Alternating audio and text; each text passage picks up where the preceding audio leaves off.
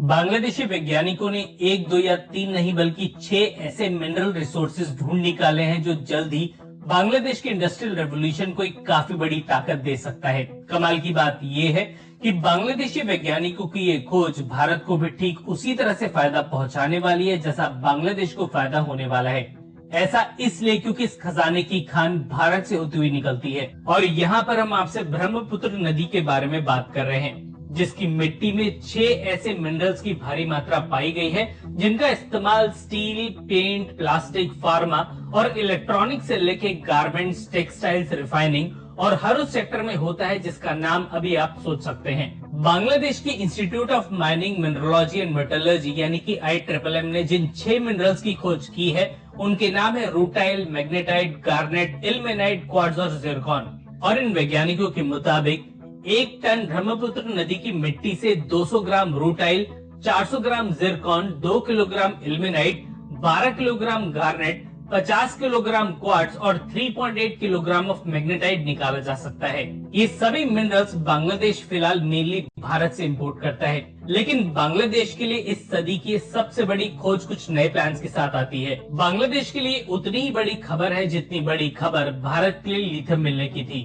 आपको बता दें कि इल्मेनाइट से टाइटेनियम निकाला जा सकता है जिसका ग्लोबल मार्केट लगभग $28 मिलियन के आसपास है। इसके अलावा इल्मेनाइट में कुछ मैग्नेटिक प्रॉपर्टीज होती हैं जिसे कई इंडस्ट्रियल सेक्टर्स में इस्तेमाल किया जाता है।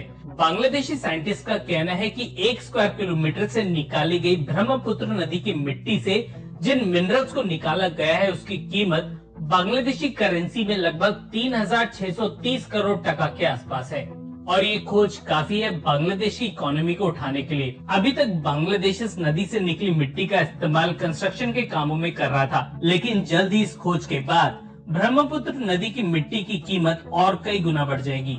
जाहिर तौर पे भारत की भी नजर इस महत्वपूर्ण खोज पे पड़ चुकी है और भारत किसी भी सूरत में इस अपॉर्चुनिटी का फायदा उठाने से नहीं कतराएगा।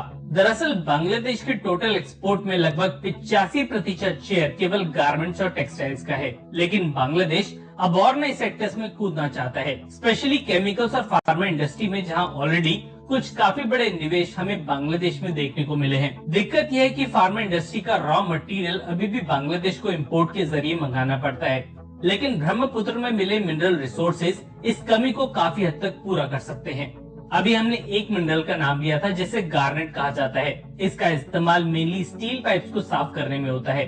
अभी तक भारत और ऑस्ट्रेलिया ही इसके सबसे बड़े एक्सपोर्टर्स थे, पर अब बांग्लादेश का नाम भी इस लिस्ट में आगे आ सकता है। रिपोर्ट्स के मुताबिक बांग्लादेशी वैज्ञानिक इन मिनरल्स की खोज पिछले 5 सालों से कर रहे थे और फाइनली अब जाके कोरीग्राम और गायबंधा नाम की 2 जगहों पे काफी बड़े डिपॉजिट्स पाए गए हैं। बात करें भारत की तो पिछले 1 दशक से भारतीय वैज्ञानिक भी ब्रह्मपुत्र नदी पे गहराई से शोध कर रहे हैं, लेकिन ये रिसर्च मेनली इस नदी पे क्लाइमेटिक कंडीशंस के पड़ते हुए प्रभाव को लेकर है। बांग्लादेश में बढ़ रहे इंफ्रास्ट्रक्चर की वजह से ऑलरेडी ब्रह्मपुत्र नदी से भारी मात्रा में मिट्टी निकाली जा रही है। आपको क्या लगता है कि बांग्लादेश की इस बड़ी खोज की वजह से ब्रह्मपुत्र पे प्रेशर और बढ़ जाएगा? हाँ या ना में अपना जवाब दिए बिना बिल्कुल भी मत जाइएगा और वीडियो को भी लाइक कर दीजिएगा अगर आप हमें यहाँ तक सुन चुके हैं। धन्यवाद। जय हिंद।